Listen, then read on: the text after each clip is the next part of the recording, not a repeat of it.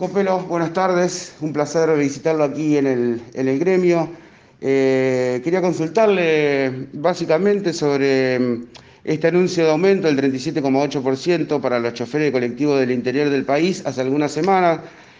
Muchos gremios están revisando estos convenios, eh, sus paritarias, ¿no es cierto?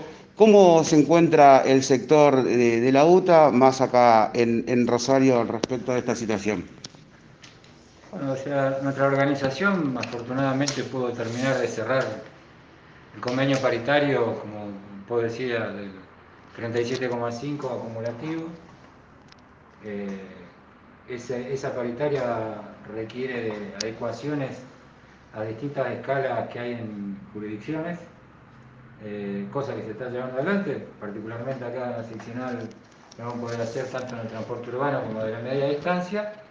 Y dentro del marco de la paritaria incluye una revisión en el mes de noviembre a los fines de establecer si es necesaria una reapertura para justamente equiparar con el desfasaje inflacionario. Teniendo en cuenta, ¿no es cierto?, de que la inflación cada vez se va disparando más, ¿le piensa que va a ser necesario volver a discutirlo? Mira, al mes de junio estamos empatados, pero a este ritmo nos va a superar seguramente. Cuando se anunció esta paritaria, hubo una medida nacional también, ¿no es cierto?, y donde se habló de ciertas desigualdades que había con los choferes del interior, bueno, los presupuestos que se manejan en AMBA, el reparto de presupuesto entre AMBA y provincia. ¿Usted podría explicarnos a qué se refería o sintetizar un poco sobre estas desigualdades?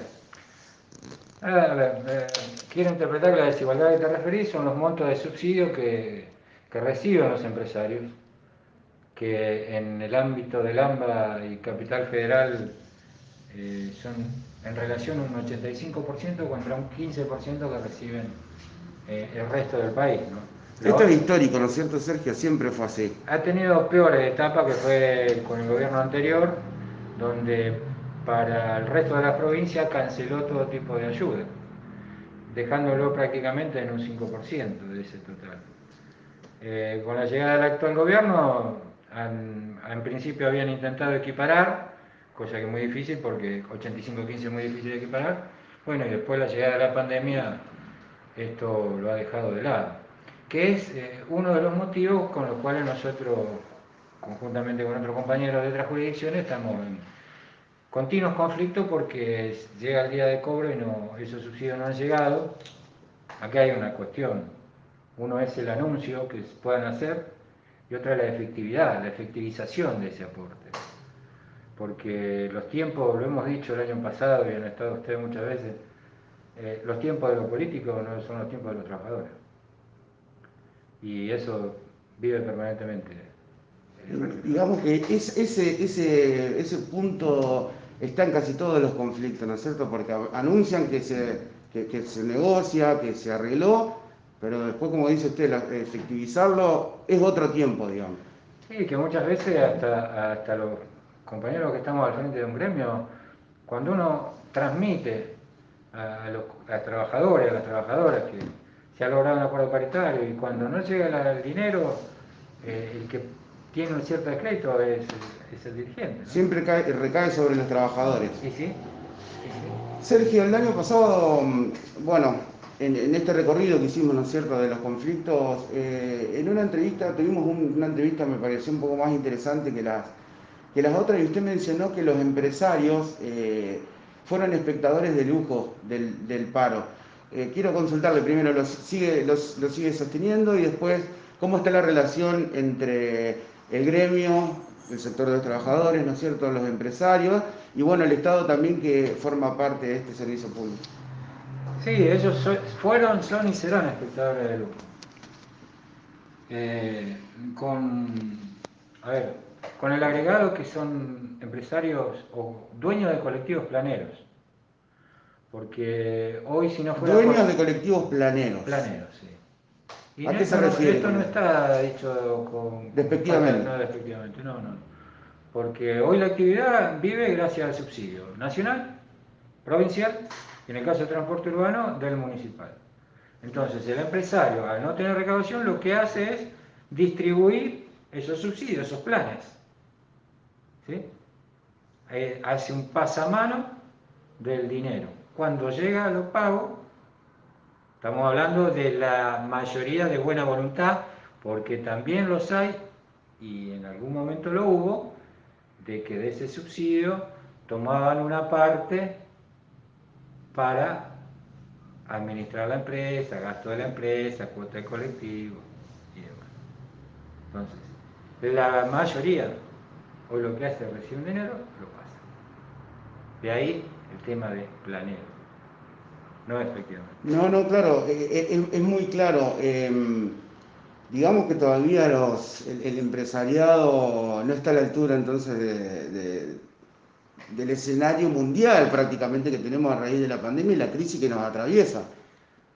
Sí, lo que pasa es que la actividad está herida de muerte. Está herida de muerte. Nosotros hemos recibido, si se quiere, en el nervio ciático, un golpe que nos está costando y nos va a costar, porque acá nos sucedió algo que nunca hubiéramos pensado nosotros. Porque, digamos, todas las actividades, en distintas crisis, a través de la historia se han reflejado, se han superado. Lo que nosotros en el transporte nunca imaginamos que la gente iba a dejar de subir al transporte. Y es lo que sucedió. Por eso te digo que inimaginable. Porque hemos tenido otras crisis, lamentable cierre de empresas, las privatizaciones, la época del menemato, un montón de cosas. Pero el transporte siempre siguió funcionando Como herramienta fundamental del traslado de los trabajadores. como eje de toda economía, como, como rueda que mueve la educación, la seguridad, la salud.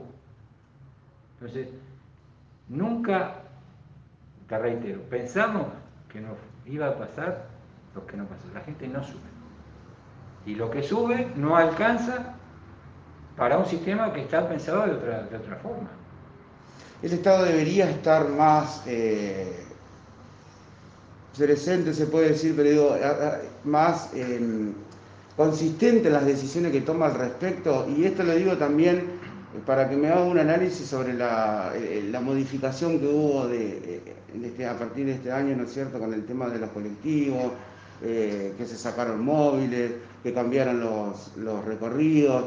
Eh, ¿Qué análisis puede hacer eso? Y me gustaría saber si realmente ustedes fueron consultados, si el sector de los trabajadores, que son los que están día a día, ¿no es cierto?, moviendo esta rueda, como ustedes bien dicen, fueron consultados al respecto, porque claramente, si bien desde el municipio mencionan que fue positivo y que la gente se acostumbró, cuando nosotros salimos a hablar con la gente y preguntarle, no están 100% conforme con los nuevos cambios, con este nuevo pedido de hábito, de cambio de hábito que tuvieron que hacer los pasajeros y los usuarios del transporte público. ¿Qué análisis puede hacer al respecto? A ver, te lo separan en tres partes, digamos. El apoyo del gobierno nacional, para que sea realmente efectivo, tendría que ampliar la efectividad que tiene en el AMBA y en Capital. Ampliarla.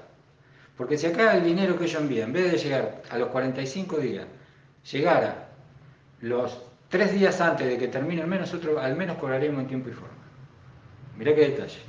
Fundamental. Mirá qué detalle. Y que no es una cosa que le costaría grande. Gobierno provincial involucrarse también, involucrarse, porque el transporte urbano sí es de Rosario, pero también lo usan santafesinos. Y no esperar toda la nación. Involucrarse.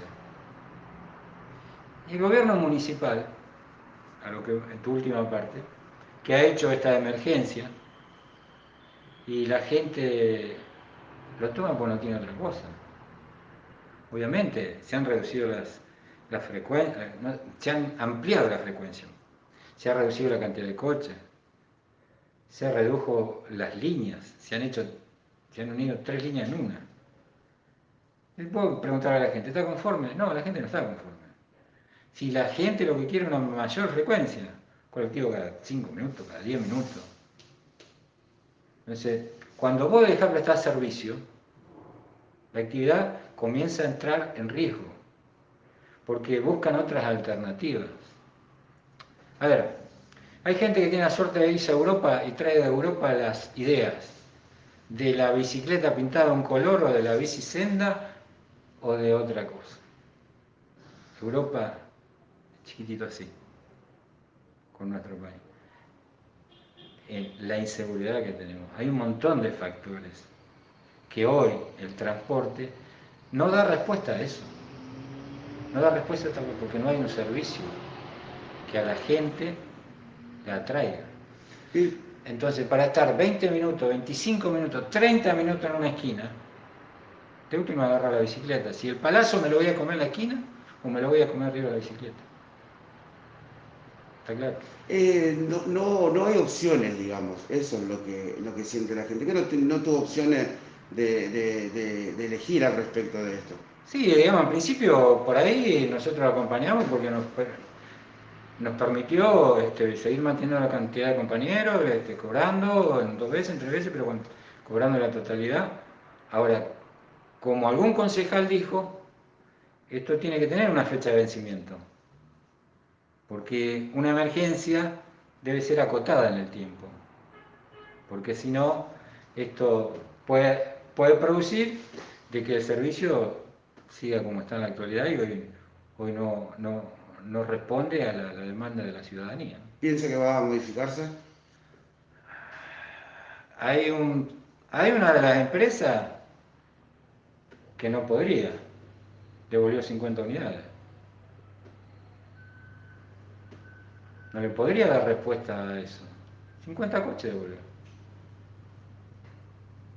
Toma más sentido entonces esto que dice que es una herida profunda de muerte la que está sufriendo el sector. No de muerte, pero que vamos a tener que hacer rehabilitación.